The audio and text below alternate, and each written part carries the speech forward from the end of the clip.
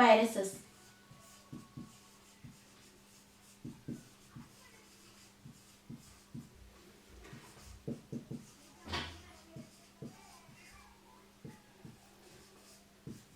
వైరస్ల నిర్మాణం.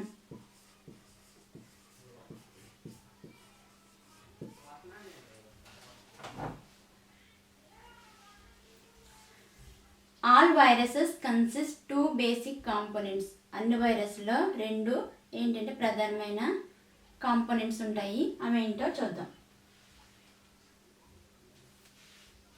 First core of nucleic acid. కోర్లో మనకి న్యూక్లిక్ యాసిడ్ ఉంటుంది.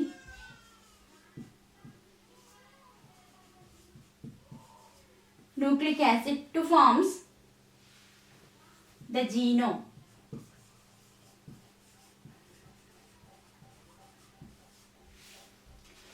The genome surrounding code is referred to as protein code, that is capsid.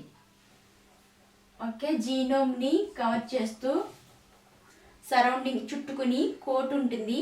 ఆ కోట్ని ఏమంటారంటే protein coat అంటారు. దాన్ని రిఫర్ టు యాజ్ క్యాప్సిడ్ అంటారు.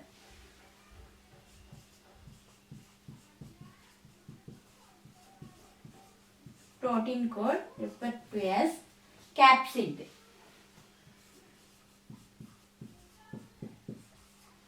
Capsid అంటే capsid వల్ల ఉపయోగం ఏంటంటే యూజ్ ఏంటంటే capsid gives shape to the viruses.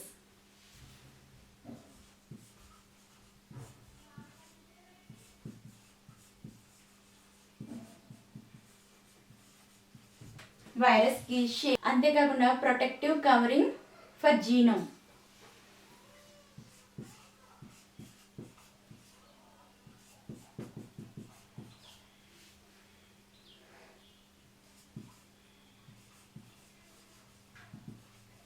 Covering for genome.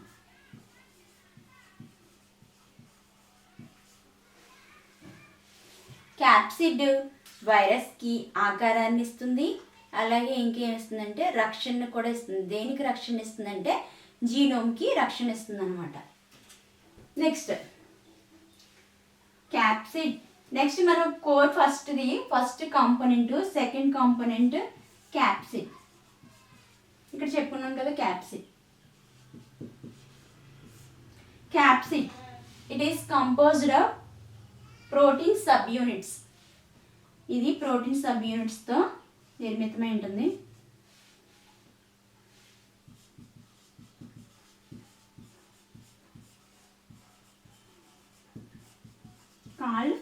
ఈ ప్రోటీన్ సబ్ యూనిట్స్ని ఏమంటారంటే క్యాప్సోమియర్స్ అంటారు.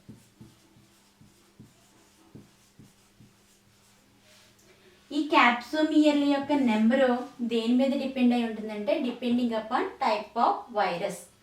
క్యాప్సోమియర్లు ఎంత సంఖ్యలో ఉండాలి అనేది నిర్ణయించేది ఏంటంటే వైరస్ యొక్క రకం. వైరస్ యొక్క రకాన్ని బట్టి క్యాప్సోమియర్ల సంఖ్య అనేది ఉంటుందన్నమాట. నెంబర్ దేని మీద డిపెండ్ అయ్యి టైప్ ఆఫ్ వైరస్.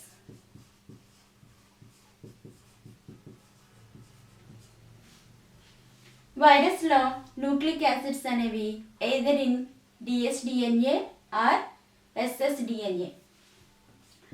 కేంద్రక ఆమ్లాల వైరస్లో dsDNA అంటే double standard DNA or single standard DNAగా ఉంటాయన్నమాట. dsDNA or ssDNA.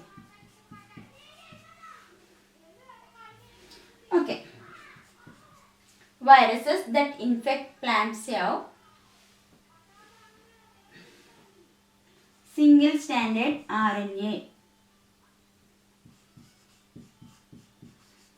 ప్లాంట్స్ ని ఇన్ఫెక్ట్ చేసే వైరస్లో సింగిల్ స్టాండర్డ్ RNA ఉంటుంది. ఓకే.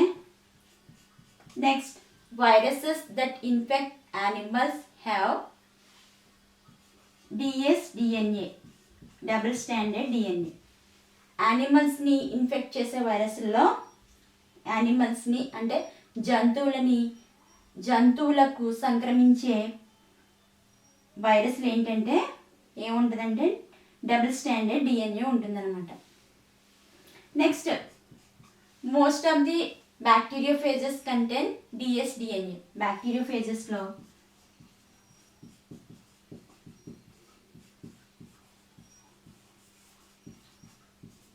డిఎస్డిఎన్ఏ ఉంటుంది, డబుల్ స్టాండర్డ్ డిఎన్ఏ. బ్యాక్టీరియోఫేజెస్ అంటే మీకు తెలుసు కదా, బ్యాక్టీరియాని ఇన్ఫెక్ట్ చేసే వైరస్ని బ్యాక్టీరియోఫేజ్ అంటారు. ఆ బ్యాక్టీరియోఫేజ్లో డిఎస్డిఎన్ఏ ఉంటుంది. వైరస్లో ఉండే న్యూక్లిక్ యాసిడ్ మాలిక్యూల్ అనేది అంటే కేంద్రకామ్ల అణువు అనేది లీనియర్గా కానీ సర్క్యులర్గా కానీ ఉంటుంది. Linear are circular.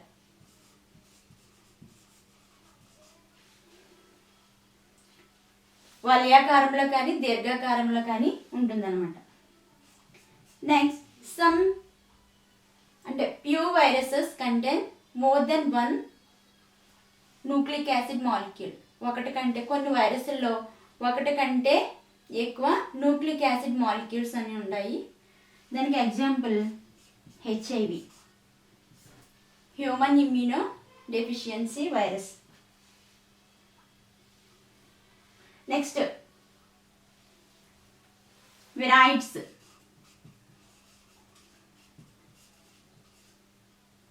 వైరాయిడ్లు, తెలుగులో వైరాయిడ్లు.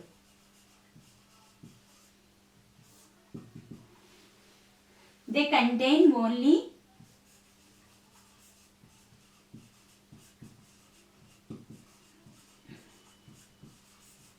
nucleic acids without proteins.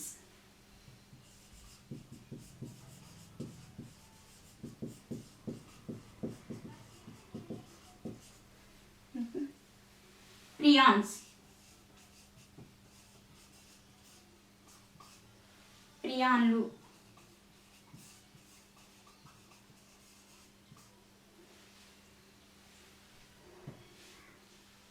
they contain only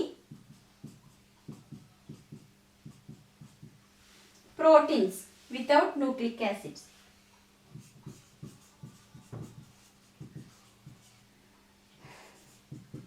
Without nucleic acids.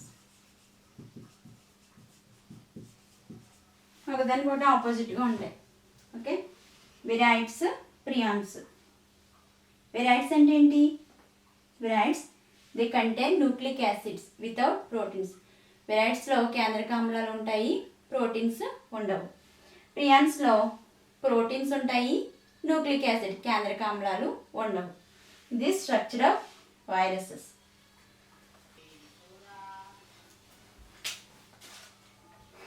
TMV structure, virus యొక్క టిఎంవి నిర్మాణం. టిఎంవి అంటే tobacco mosaic virus.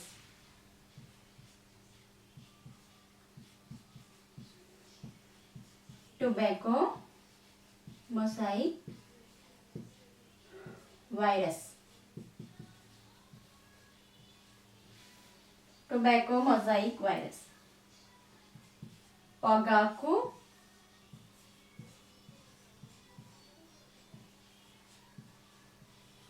Mosaic virus.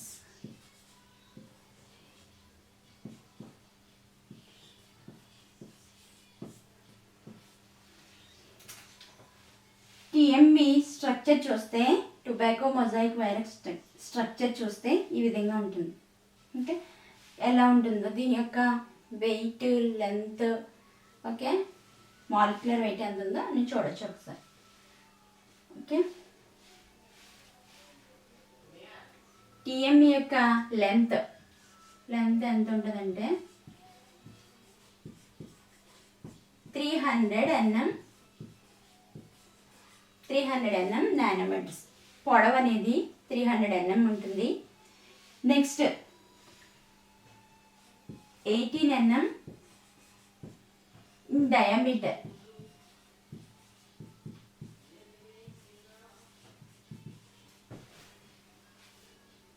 Molecular weight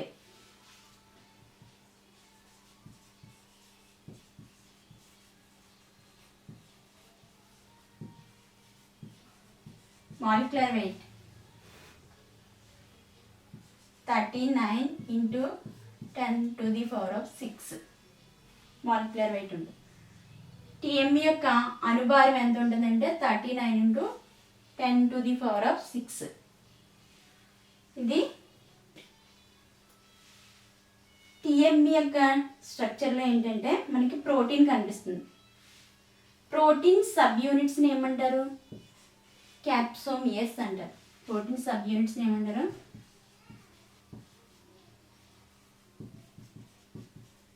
Protein subunits is called capsomeres.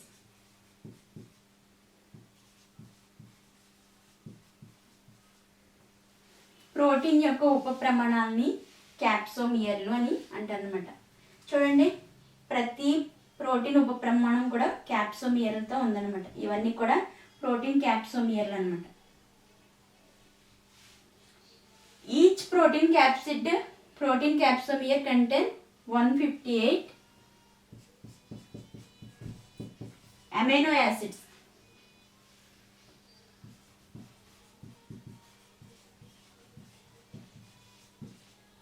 ఇవన్నీ ఎలాగా అరేంజ్ ఏంటంటే దీంతో compose ఏంటంటే a single polypeptide chain. A single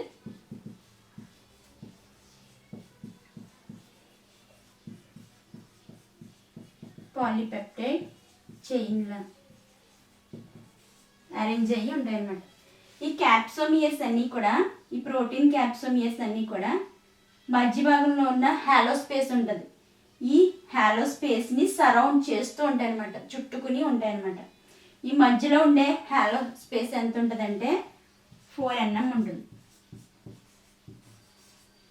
మధ్యలో ఇదంతా క్యాప్సిడ్ కదా, క్యాప్సిడ్ లోపల క్యాప్సోమియర్స్ ఉన్నాయి కదా. ఈ క్యాప్సోమియర్స్ ఏంటంటే ఎన్ని క్యాప్సోమియర్స్ ఉంటాయంటే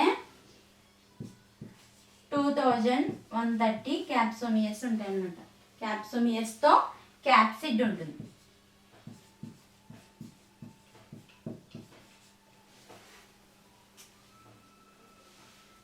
ఇదంతా క్యాప్సిడ్. ఈ క్యాప్సిడ్ లోపల ప్రోటీన్ సబ్ యూనిట్స్ ఉంటాయి. ఇవి ప్రోటీన్ సబ్ యూనిట్స్. ఈ ప్రోటీన్ సబ్ యూనిట్స్ని క్యాప్సోమియర్స్ అంటారు. క్యాప్సిడ్ లోపల ఎన్ని ఉంటాయంటే క్యాప్సోమియర్స్ 2130 క్యాప్సోమియర్స్ అనేవి ఉంటాయి అన్నమాట. నెక్స్ట్ మధ్యలో ఏంటంటే మనకి సింగిల్ స్పైరల్లీ కాయిల్ ఆర్ఎన్ఏ ఉంటుందన్నమాట. మధ్యలో ఇది nucleic acid. A single spirally coiled RNA ఉంటుంది. ఈ ఆర్ఎన్ఏలో 6500 న్యూక్లియోటైడ్స్తో కంపోజ్ అయి ఉంటుందన్నమాట. ఈ RNA nucleotides.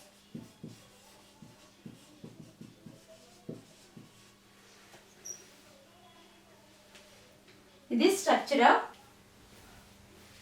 bacteriophage. T for bacteriophage can be distinguished into head region, tail region. మనకి బ్యాక్టీరియోఫేజ్ యొక్క నిర్మాణంలో తల భాగం, తోక భాగం ఉంటాయన్నమాట. ఓకే, హెడ్ రీజియన్లో తల భాగంలో డిఎన్ఏ ఉంటుంది. Head containing DNA. తల భాగంలో డిఎన్ఏని కలిగిన తల ఉంటుందన్నమాట. నెక్స్ట్ కాలర్ ఉంటుంది. హెడ్ రీజియన్కి అలాగే టేల్ పార్ట్కి మధ్య కాలర్ ఉంటుంది. ఓకే, హెడ్ అండ్ టేల్ పార్ట్ని కనెక్ట్ చేస్తూ మనకి కాలర్ ఉంటుంది అనమాట. ఈ రెండింటిని కనెక్ట్ చేసేది కాలర్ పార్ట్. ఓకే, మనకి టేల్ రీజియన్ ఇన్క్లూడ్స్ షీత్, తొడుగు, షీత్ అంటే తెలుగులో. నెక్స్ట్ బేస్ ప్లేట్, ఆధార పలకం, టైల్ ఫైబర్స్, తోకపోచలు, పిన్స్ ఉంటాయి అన్నమాట. నెక్స్ట్ టైల్ ఫైబర్స్ ఉన్నాయి కదా. ఈ టైల్ ఫైబర్స్ యొక్క ఉపయోగం ఏంటంటే it is helpful to attachment of the host cell.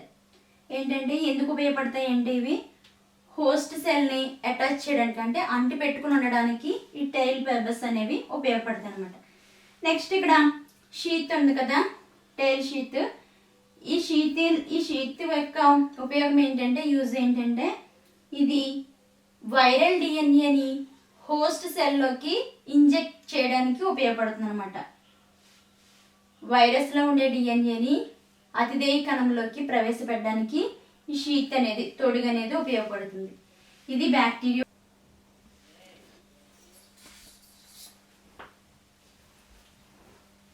Next multiplication of బ్యాక్టీరియోఫేజెస్.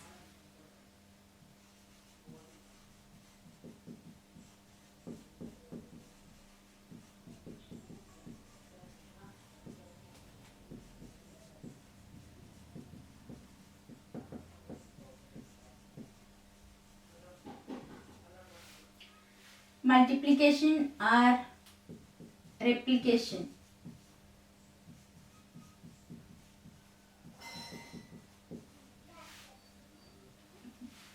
బ్యాక్టీరియోఫేజ్ల వృద్ధి.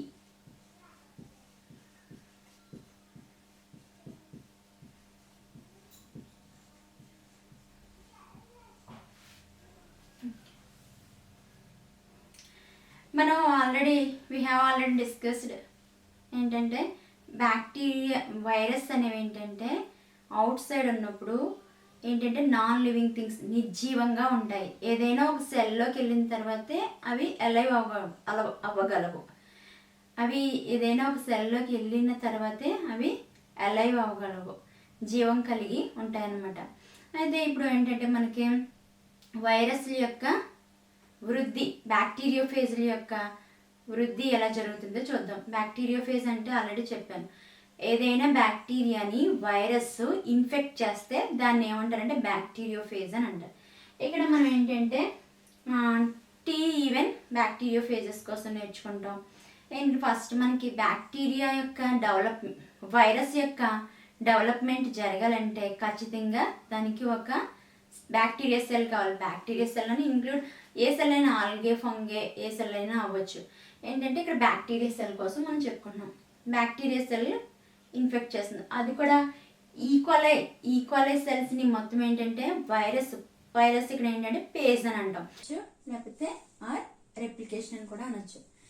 ఏంటంటే మనకి బ్యాక్టీరియోఫేజ్ యొక్క రెప్లికేషన్ జరగాలంటే 2 ఆల్టర్నేటివ్ సైకిల్స్ అనేవి అవసరం. 2 ఆల్టర్నేటివ్ సైకిల్స్ ఏంటంటే 2 ప్రత్యామ్నాయ చక్రాలు. ఏంటంటే lytic cycle, lysogenic cycle. Lytic చక్రం, లైసోజెనిక్ చక్రం. మనకి లైటిక్ సైకిల్లో ఏంటంటే బ్యాక్టీరియోఫేజెస్ అనేవి, బ్యాక్టీరియోఫేజ్ అంటే ఏంటి, వైరస్ బ్యాక్టీరియాని ఇన్ఫెక్ట్ చేస్తే దాన్ని బ్యాక్టీరియోఫేజ్ అని అంటారు. ఇక్కడ ఏంటంటే మనకి ఈక్వలై బ్యాక్టీరియాని ఫేజెస్ అటాక్ చేసినప్పుడు ఈక్వలై మొత్తం ఏంటంటే ఆ సెల్ మొత్తం, ఈక్వలై సెల్ మొత్తం లైసిస్ అయిపోతుంది అనమాట. అంటే ఏంటంటే మొత్తం ఆ సెల్లో ఉండే సెల్ ఆర్గనల్స్ అన్ని కూడా డెడ్ అయిపోతుంది, సెల్ మొత్తం డెడ్ అయిపోతుంది అనమాట. అలా డెడ్ అవడానికి కారణమయ్యే పేజెస్ ని ఏమంటారంటే విరిలెంట్ పేజెస్ అని అంటారు అనమాట. ఈ విరిలెంట్ పేజెస్ జరగడానికి కారణం ఏంటంటే లైటిక్ సైకిల్ లోనే మనకి విరిలెంట్ పేజెస్ జరుగుతుంది. లైటిక్ సైకిల్ అనేది ఏంటంటే 5 స్టెప్ ప్రాసెస్. ఈ 5 స్టెప్స్ ఏంటో మనం 1 by 1 డిస్కస్ చేద్దాం. ఫస్ట్ ఏంటంటే అటాచ్మెంట్. ఫస్ట్ స్టెప్ అటాచ్మెంట్, అంటి పెట్టుకునేట. చూడండి, the phages use tail fibres for attachment to the complementary receptor sites. ఇది ఏంటంటే బ్యాక్టీరియా సెల్ వచ్చి ఏమి అటాచ్ అయింది, బ్యాక్టీరియా సెల్ కి వైరస్ అనేది అటాచ్ అయింది. ఇది బ్యాక్టీరియోఫేజ్. ఈ బ్యాక్టీరియా సెల్ లో అక్కడక్కడ మనకి ఏముంటాయంటే కాంప్లిమెంటరీ రెసెప్టర్ సైట్స్ ఉంటాయి. కాంప్లిమెంటరీ రెసెప్టర్ సైట్స్ చూడండి, సంపూరక గ్రహీత స్థానాలు, తెలుగులో సంపూరక గ్రహీత స్థానాలు. ఈ సంపూరక గ్రహీత స్థానాల వద్ద మనకి వైరస్ అనేది అంటిపెట్టుకుంటుంది. వాటినే రెసెప్టర్ సైట్స్ అని అంటారు. ఇప్పుడు అటాచ్మెంట్ అయిపోయింది, అంటి పెట్టేసుకుంది. నెక్స్ట్ ప్రాసెస్ ఏంటంటే పెనిట్రేషన్ అంటే ప్రవేశం. చూడండి, during which the tile sheath of face contracts and the tile core is driven in through the bacteria cell wall. When the tip of the core reaches the plasma membrane, the DNA from the bacteriophage head passes through the plasma membrane and enters the bacteria cell. ఇక్కడ ఏంటంటే attachment అయిపోయిన తర్వాత ఈ viral DNA అనేది cell wall attach అయింది కదా. ఇక్కడ cell wall ని ఫేజ్ అటాచ్ అయిన తర్వాత ఇక్కడ మనకి ఏంటంటే లైసోజైమ్ అనే ఎంజైమ్ ఉపయోగపడుతుంది ఈ సైట్ మొత్తం డిజాల్వ్ అవ్వడానికి. ఈ డిజాల్వ్ అయిన తర్వాత ఈ లోపల మనకి డిఎన్ఏ ఉంటుంది కదా. ఈ డిఎన్ఏ ఏంటంటే హోస్ట్ సెల్, ఇప్పుడు బ్యాక్టీరియా సెల్ ని హోస్ట్ సెల్ అంటారనమాట. ఈ హోస్ట్ సెల్ లోకి వైరల్ డిఎన్ఏ ఎంటర్ అవుతుంది అనమాట. ఎలా అంటే ఇక్కడ సెల్ వాల్ కి అలాగే ప్లాస్మా సెల్ వాల్ తర్వాత ఉండే మెంబ్రెన్ ఏంటి, ప్లాస్మా మెంబ్రెన్ ఉంటుంది. ప్లాస్మా మెంబ్రెన్ కూడా డిజాల్వ్ అయిపోయిన తర్వాత ఈ హెడ్ పాట్ లో ఉన్న వైరల్ హెడ్ పాట్ లో ఉన్న డిఎన్ఏ అనేది passes through the cell membrane ద్వారా మనకి వైరల్ డిఎన్ఏ అనేది హోస్ట్ సెల్ లోకి పెనిట్రేట్ అవుతుంది అనమాట. నెక్స్ట్ ఇలా పెనిట్రేట్ అయిన తర్వాత వైరస్ యొక్క రిమైనింగ్ పార్ట్ అంతా బ్యాక్టీరియా సెల్ యొక్క అవుట్ సైడ్ ఉండిపోతుంది. ఇలా అవుట్ సైడ్ ఉండే ఈ రిమైనింగ్ పార్ట్ ని ఏమంటారంటే రిఫర్ టు యాజ్ గోస్ట్ అని అంటారనమాట. దీన్ని గోస్ట్ అంటారు. ఇది పెనిట్రేషన్. నెక్స్ట్ థర్డ్ స్టెప్ ఏంటంటే బయోసిన్సిస్. పెనిట్రేషన్ అయిపోయిన తర్వాత వైరల్ డిఎన్ఏ అనేది హోస్ట్ సెల్ అంటే ఏంటి, బ్యాక్టీరియా సెల్ లోకి ఎంటర్ అయిన తర్వాత ఇక్కడ బయోసిన్సిస్ అనేది జరుగుతుంది, జీవ సంశ్లేషణ అనేది జరుగుతుంది. అది ఎలా జరుగుతుందంటే ఇక్కడ వైరల్ డిఎన్ఏ అంటే చూడండి, the phase DNA reaches the cytoplasm of the host cell. Host cell యొక్క సైటోప్లాజం లోకి వైరల్ డిఎన్ఏ వచ్చేసింది, ఎంటర్ అయింది. Next many copies of phase DNA and enzymes. Next ఏంటంటే క్యాప్సిడ్ ప్రోటీన్స్. ఇక్కడ ఏంటంటే మనకి viral DNA, many copies of viral DNA, అలాగే enzymes and protein క్యాప్సిడ్స్, ఇవన్నీ కూడా ఏంటంటే మనకి హోస్ట్ సెల్ లో సింథసైజ్ అయిపోతున్నాయి. అంటే ఇక్కడ మనకి హోస్ట్ సెల్ లో ఏం జరుగుతుందంటే వైరల్ డిఎన్ఏ సింథసైజ్ అవుతుంది, అలాగే ఎంజైమ్స్ వస్తాయి, అలాగే క్యాప్సిడ్ ప్రోటీన్స్ వస్తాయి అనమాట. వచ్చిన తర్వాత ఇక్కడ సంశ్లేషణ అయిపోతుంది, జీవ సంశ్లేషణ అయిపోతుంది. ఎలా అంటే మొత్తం ఇక్కడ ఈ మొత్తం హోస్ట్ సెల్ లో ఉండే సైటోప్లాస్మిక్ మెషినరీని మొత్తం ఉపయోగించేసుకుంటుంది అనమాట.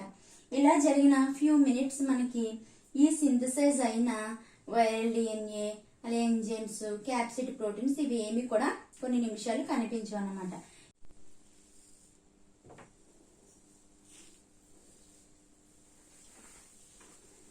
నెక్స్ట్ ఫోర్త్ స్టేజ్ మెచ్యురేషన్, పక్వ దశ. మెచ్యురేషన్ అంటే ఏంటంటే మనకి బయోసిన్సిస్ అయిన తర్వాత ఫ్యూ మినిట్స్ కనిపించవు అని చెప్పుకున్నాం కదా. నెక్స్ట్ ఏంటంటే ఆఫ్టర్ ఫ్యూ మినిట్స్ మనకి విరియన్స్ అనేవి కనిపిస్తాయి. విరియన్స్ అంటే వైరస్ పార్టికల్స్ ని విరియన్స్ అంటారనమాట. వైరస్ రేణువుల్నే విరియన్స్ అని అంటారు. చూడండి, bacteriophage DNA and capsids are assembled into complete virions. మనకి ఇక్కడ కంప్లీట్ విరియన్స్ అనేవి అసెంబ్ల్డ్ అంటే న్యూ వేరియన్స్ అన్ని ప్రొడ్యూస్ అయిన న్యూ వేరియన్స్ అన్ని కూడా ప్రొడ్యూస్ అయినవి మనకి క్లియర్ గా కనిపిస్తాయి అనమాట. విత్ క్యాప్సిడ్, అలాగే ప్రోటీన్స్ తో ఉన్న క్యాప్సిడ్, అలాగే ఎంజైమ్స్, డిఎన్ఏ ఇవన్నీ కూడా మనకు కనిపిస్తాయి. వీటిని ఏమంటారంటే న్యూలీ ప్రొడ్యూస్డ్ వేరియన్స్. ఇలా ప్రొడ్యూస్ అయిన తర్వాత మనకి ఏంటంటే బయటికి రిలీజ్ అవడానికి రెడీగా సెల్ మొత్తం కంప్లీట్ అయి ఉంటాయి అనమాట. ఇవన్నీ కూడా ఎక్కువ సంఖ్యలో many copies of viral pages. Next the appearance of the mature virus with in the cell. మనకి మెచ్యూర్ వైరస్ సెల్ లో కనిపించే స్టేజ్ ని ఏమంటారంటే ఎక్లిప్స్ పీరియడ్ అని అంటారు అనమాట. ఆ పీరియడ్ ఏమంటారు ఎక్లిప్స్ పీరియడ్. మెచ్యూర్ వైరస్ మనకి కనిపించడానికి ఉండే సమయాన్ని ఎక్లిప్స్ పీరియడ్ అని అంటారు. నెక్స్ట్ ఫైనల్ స్టేజ్ ఏంటంటే లైసిస్. లైసిస్ అంటే విచ్ఛిన్నం తెలుగులో. లైసిస్ అంటే ఏంటంటే మనకి సెల్ మొత్తం ఏంటంటే విరియన్స్ అనేవి ప్రొడ్యూస్ అయ్యి రెడీగా రిలీజ్ అవ్వడానికి ఉన్నాయన్నమాట. ఇలా రిలీజ్ అవ్వాలంటే మనకి ఏంటంటే ఈ న్యూలీ ప్రొడ్యూస్డ్ రావాలి. అవుట్ సైడ్ రావాలంటే ఇక్కడ మనకి ఒక ఎంజైమ్ అనేది యూజ్ అవుతుంది. ఆ ఎంజైమ్ ఏంటంటే లైసోజైమ్ అనే ఎంజైమ్. అది వైరల్ ఎంజైమ్. ఈ వైరల్ ఎంజైమ్ వైరస్ ఏం చేస్తుందంటే రిసెప్టర్ సైట్స్ అని చెప్పుకున్నాం కదా, ఈ రిసెప్టర్ సైట్స్ ఏంటంటే వైరల్ ఎంజైమ్ ని రిలీజ్ చేసినప్పుడు అక్కడ ఏంటంటే మనకి బ్యాక్టీరియా సెల్ యొక్క సెల్ మెంబ్రేను అలాగే సెల్ వాల్ కూడా డిజాల్వ్ అయినప్పుడు ఈ విరియన్స్ అనేవి అవుట్ సైడ్ కి రిలీజ్ అవుతాయి అనమాట. రిలీజ్ అయ్యి నెక్స్ట్ ఏంటంటే మళ్ళీ రిపీట్ అవుతుంది సైకిల్, లైటిక్ సైకిల్ అనేది రిపీట్ అవుతుంది. దానికి అనువుగా ఏదైనా ఒక సెల్ ని అటాక్ చేసినప్పుడు మరలా లైటిక్ సైకిల్ మనం చెప్పుకున్నాం కదా 5 స్టెప్స్. ఈ 5 స్టెప్స్ కూడా ఆ సెల్ లో మళ్ళీ కంటిన్యూ చేసి మళ్ళీ అలాగే ఏంటంటే న్యూలీ ప్రొడ్యూస్ విరియన్స్ అన్నిటిని అలా ప్రొడ్యూస్ చేసి బయటకు రిలీజ్ చేస్తాయి అనమాట వైరస్లు అనేవి. అందుకే చెప్పుకున్నాం కదా వైరస్ ఏంటంటే ఏదైనా ఒక సెల్ లోకి వెళ్ళినప్పుడే అది లైవ్ అయ్యి ఉంటది. లైవ్ అంటే జీవం కలిగి ఉంటుంది. అవుట్ సైడ్ ఉన్నప్పుడు అది నాన్ లివింగ్ అంటే దానికి జీవం ఉండదన్నమాట. ఇది లైసిస్. ఇక్కడితో మనకి lytic cycle completed. Next cycle lysogenic cycle. Lysogenic చక్రం. లైసోజెనిక్ సైకిల్ అనేది ఏంటంటే some bacterias like lambda phase bacterias. ఇక్కడ లాంబ్డా ఫేజెస్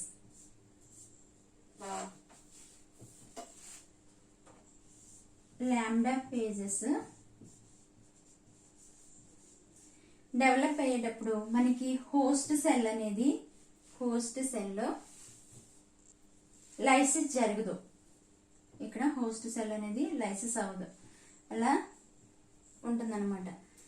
నెక్స్ట్ ఏంటంటే ఇక్కడ చూడండి బ్యాక్టీరియో ఫేజ్ ఇది. ఇక్కడ వైరల్ డిఎన్ఏ ఉంది, ఇక్కడ బ్యాక్టీరియల్ డిఎన్ఏ ఉంది.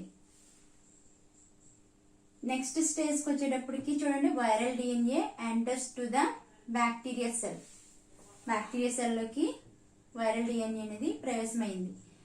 నెక్స్ట్ ఇక్కడ బ్యాక్టీరియల్ డిఎన్ఏ ఉందన్నమాట. నెక్స్ట్ థర్డ్ స్టెప్ చూడండి ఇంటిగ్రేషన్ ఆఫ్ వైరల్ డిఎన్ఏ. ఇక్కడ ఏంటంటే ఇక్కడ క్యాప్సిడ్ నుంచి మనకి వైరల్ డిఎన్ఏ అనేది బ్యాక్టీరియల్ డిఎన్ఏతో ఇంటిగ్రేటెడ్ అయింది. అంటే integration of viral DNA. Viral DNA అనేది బ్యాక్టీరియల్ డిఎన్ఏతో ఇంటిగ్రేటెడ్ అయింది అనమాట, కలిసిపోయింది. నెక్స్ట్ ఏంటంటే చూడండి ఇలా కలిసిపోయినప్పుడు ఏంటంటే మన ఈ స్టేజ్ ని ఏమంటారంటే ప్రోపేజ్ అంటారు.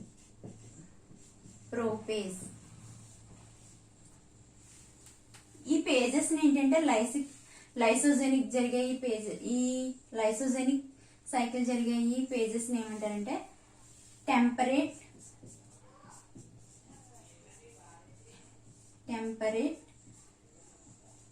పేజెస్ అని అంటారు. మనకి ఇక్కడ ఏంటంటే వైరల్ డిఎన్ఏ బ్యాక్టీరియల్ డిఎన్ఏతో మొత్తం ఇంటిగ్రేట్ అయిపోయి అలా ఇన్యాక్టివ్ గా ఉండిపోతుంది అనమాట. దీంతో కలిసిపోయి అలా ఉండిపోతుంది.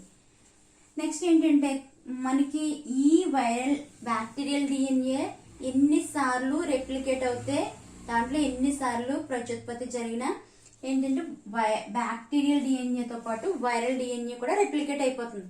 అప్పుడు ఏంటంటే కొత్త జెనెటిక్ మెటీరియల్ ఇలా ఫార్మేషన్ జరిగినప్పుడు ఏంటంటే వాటిల్లో కూడా ఏంటంటే వైరల్ డిఎన్ఏ ఉంటుంది అనమాట. బ్యాక్టీరియల్ డిఎన్ఏతో కలిసి వైరల్ డిఎన్ఏ రెండు కలిసిపోయి ఉండిపోతాయి. అలాగే ఉండిపోతుంది. ఎన్నిసార్లు రెప్లికేట్ జరిగినా ఎవ్రీ టైం కూడా అలాగే ఉండిపోతాయి సెల్స్ అనేవి అనమాట. ఉండిపోయిన తర్వాత కొన్నిసార్లు ఏంటంటే స్పాంటేనియస్ గా మనకి యూవీ రేడియేషన్ కానీ ఏదైనా కెమికల్ కానీ దీనికి ఏంటంటే మనకి ఎక్స్పోజ్ అయినప్పుడు యూవీ రేస్ కి ఎక్స్పోజ్ అయినా లేకపోతే ఏదైనా కెమికల్ తగిలినా కూడా ఏమవుతుందంటే ఇది వైరల్ డిఎన్ఏ బ్యాక్టీరియల్ డిఎన్ఏ నుంచి సపరేట్ అయిపోతుంది, వేరైపోతుంది అనమాట. చూడండి వైరల్ డిఎన్ఏ ఇలా వేరైపోయిన తర్వాత చూడండి ఇక్కడ వైరల్ డిఎన్ఏ సపరేషన్. ఇక్కడ యూవీ రేస్ కి ఎక్స్పోజ్ అయిన తర్వాత బ్యాక్టీరియల్ డిఎన్ఏ నుంచి వైరల్ డిఎన్ఏ సపరేట్ అయిపోయింది. నెక్స్ట్ ఫైనల్గా ఏంటంటే ఇక్కడ మనకి మళ్ళీ లైటిక్ సైకిల్ ప్రాసెస్ అనేది ఇక్కడ స్టార్ట్ అయిపోతుంది. ఇక్కడ ఏంటంటే మళ్ళీ డెవలప్ అయిపోయినవి ఉన్నాయి కదా, డెవలప్ అయిపోయిన వేరియంట్స్ అన్ని కూడా బయటికి రిలీజ్ అయిపోతుంది. ఫైనల్గా ఇక్కడ మనకి లైటిక్ సైకిల్ అనేది కంటిన్యూషన్ జరుగుతుంది. ఇది ఏంటంటే lysogenic cycle. Okay, viral diseases in plants, మొక్కల్లో వచ్చే వ్యాధులు. Viruses are obligate parasites. Virus అనేవి ఆబ్లిగేట్ పారాసైట్స్ అంటే తెలుగులో అవికల్ప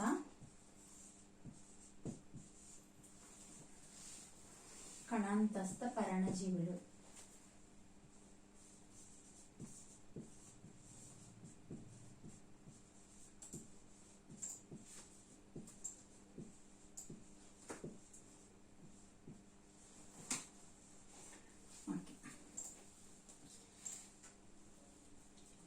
ఏంటంటే ఆబ్లిగేట్ పారాసైట్స్ అంటే టిష్యూస్ ఆర్ సెల్స్ లో ఏంటంటే ఈ పారాసైట్స్ అనేవి వైరసెస్ అనేవి ఏంటంటే అలైవ్ టిష్యూస్ సెల్స్ లో మాత్రమే అవి లివింగ్ కండిషన్ లో ఉంటాయి, అవుట్ సైడ్ మాత్రం నాన్ లివింగ్ కండిషన్ లో ఉంటాయి. నెక్స్ట్ ఏంటి, సైటోప్లాజ్మిక్ ఆర్గన్స్ అన్నింటినీ కూడా డిస్ట్రాయ్ చేసి దాని ప్రోజెనీని డెవలప్ చేసుకోవడం జరుగుతుంది అనమాట. అలా ఏంటంటే ప్లాంట్స్ లో అయితే ఎఫెక్ట్ ద హోల్ ప్లాంట్. అలా ఏంటంటే ఇవి ఆబ్లిగేట్ పారాసైట్స్ గా ప్లాంట్ లో ఉన్నాయి ఇంకో ప్లాంట్ మొత్తానికి కూడా ఏంటంటే అక్కడ డ్యామేజ్ అవడం జరుగుతుంది. అప్పుడు ఆ యొక్క సిమ్టమ్స్, ఆ ప్లాంట్ లో ఉన్న డిసీజ్ క్లియర్ గా మనకి ఎక్కడ కనిపిస్తుంది అంటే the leaves generally exhibit. Clear గా మనకి ఎక్కడ కనిపిస్తాయి అంటే ద లీవ్స్ లో కనిపిస్తాయి అన్నమాట. నెక్స్ట్ వైరస్ వల్ల వచ్చే సమ్ డిసీజెస్ ఉన్నాయి. డిసీజెస్ లైక్ క్లోరోసిస్, నిర్హరితం. క్లోరోసిస్ అంటే ఏంటంటే ఇక్కడ ఏంటంటే క్లోరోఫిల్ అనేది ఉండదు లీవ్స్ లో. క్లోరోఫిల్ లేకపోతే ఏం జరుగుతుందంటే లీఫ్ అనేది ఏంటంటే ఇది ఎల్లోయిష్ గా మారడం జరుగుతుంది అనమాట. ఎల్లోయిష్ గ్రీన్ గా, పసుపు ఆకుపచ్చగా మారుతుంది. ఎగ్జాంపుల్ ఏంటంటే peach yellowing disease. Peach plant లో ఎల్లోయింగ్ డిసీజ్ వస్తుంది. అలాగే టమాటోలో కూడా మనకి ఈ క్లోరోసిస్ డిసీజ్ కనిపిస్తుంది. ఇది క్లోరోఫిల్ అనేది లోపించడం వల్ల, క్లోరోఫిల్ డెఫిషియన్స్ వల్ల, క్లోరోఫిల్ లోపించడాన్ని ఏమంటారంటే బ్లీచింగ్ అంటారు. క్లోరోఫిల్ డెఫిషియన్సీని ఏమంటారంటే బ్లీచింగ్.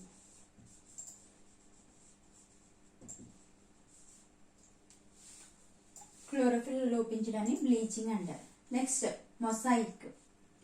మొసాయిక్ అంటే ఏంటంటే ఇది ఎక్కడ కనిపిస్తుంది అంటే మనకి టొబాకో మొజాయిక్ డిసీజ్. పొగాకు ప్లాంట్ లో మనకు కనిపిస్తుంది.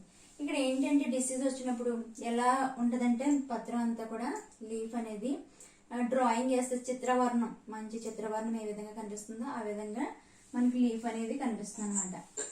నెక్స్ట్ మొసాయిక్ లో వచ్చినప్పుడు లీఫ్ కలర్ ఎలా ఉంటదంటే ఆకుపచ్చ, ముదురు ఆకుపచ్చ, అలాగే ఎల్లోయిష్ గా ఉంటది అనమాట. దీనికి example tobacco mosaic disease. Vein clearing, ఈనెల నిర్హారితం. ఇక్కడ ఏంటంటే వెయిన్ క్లియరింగ్ అంటే లీఫ్ లో వెయిన్స్ ఉంటాయి కదా, ఈనెలు ఉంటాయి కదా, ఈ ఈనెలు ఉన్న టిష్యూ, ఈనెల దగ్గర ఉన్న టిష్యూ మాత్రమే మనకి ఎల్లోయిష్ గా మారుతుంది. రిమైనింగ్ లీఫ్ మొత్తం ఎలా ఉంటుందంటే గ్రీన్ కలర్ లో ఉంటుంది అనమాట.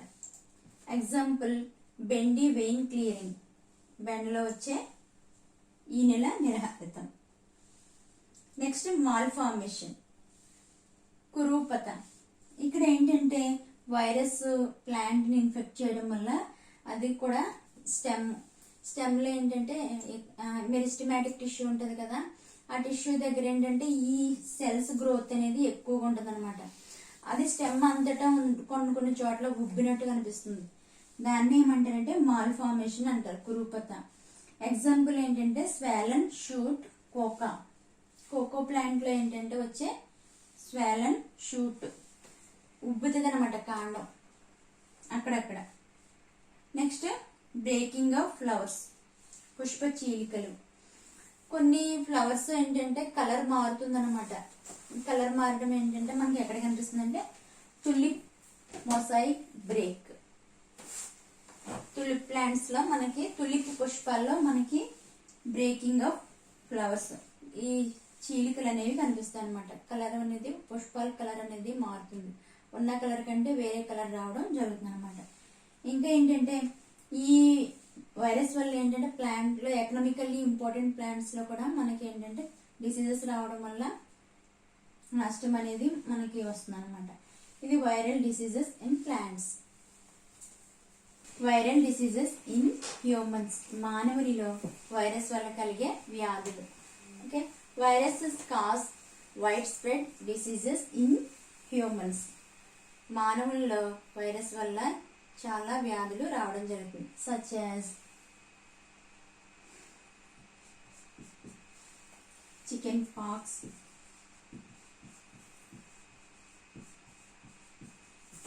పోలియో,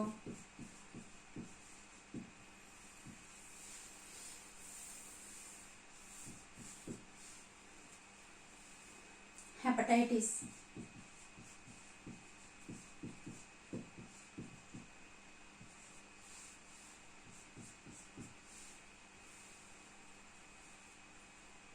ఎబోలా,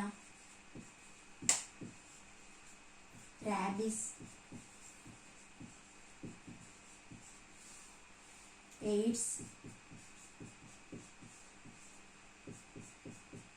కరోనా,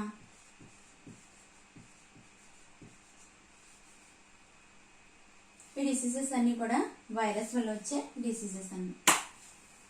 ఇక్కడ చెప్పుకున్న డిసీజెస్ వల్ల కొన్నిటి వల్ల మనకి అంత ప్రాణ నష్టం లేకపోయినప్పటికీ కొన్నిటి వల్ల ఏంటంటే హై మార్టాలిటీ రేట్ అనేది మనకి కనిపిస్తుంది అనమాట. Diseases like Ebola, rabies, AIDS, వీటి వల్ల హై మార్టాలిటీ రేటు ఉందన్నమాట.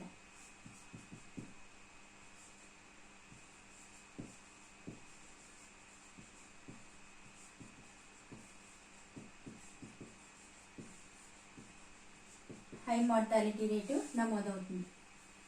ఏ డిసీజెస్ అయ్యి? Ebola, rabies, AIDS. Okay, next hepatitis B may lead to cause cancer.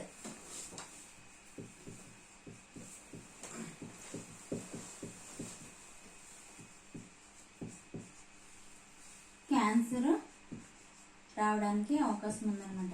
Hepatitis B virus. Cancer causing viruses are called oncovirus. యాంకోవైరసెస్.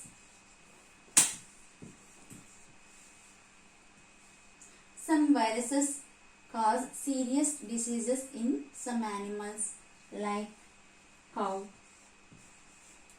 sheep.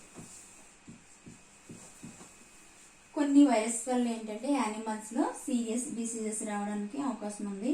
ఆ animals ఏంటంటే cow, sheep. కౌలో వచ్చే disease ఏంటంటే mad cow disease.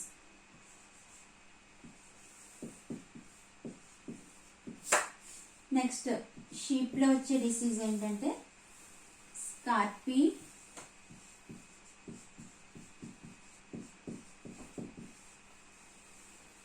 కౌలో mad cow disease. ఈ రెండు diseases రావడానికి కారణం ఏంటంటే prions.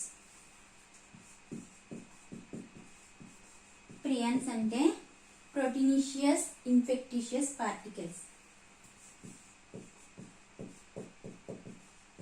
Proteinaceous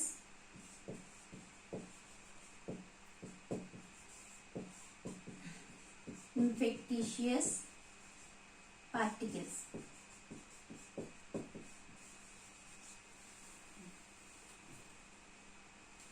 next mad cow disease ఉన్న కౌ ఫ్లెష్ మాంసం తింటే వచ్చే డిసీజ్ ఏంటంటే మానవుడిలో ఎద్దు మాంసం తినడం వల్ల మానవుల్లో వచ్చే డిసీజ్ ఏంటంటే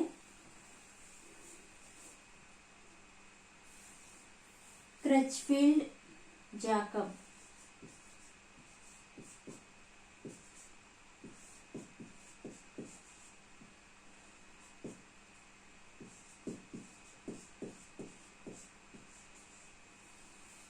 క్రచ్ఫీల్డ్ జాకబ్ అనే డిసీజ్ మానవుల్లో వస్తుంది.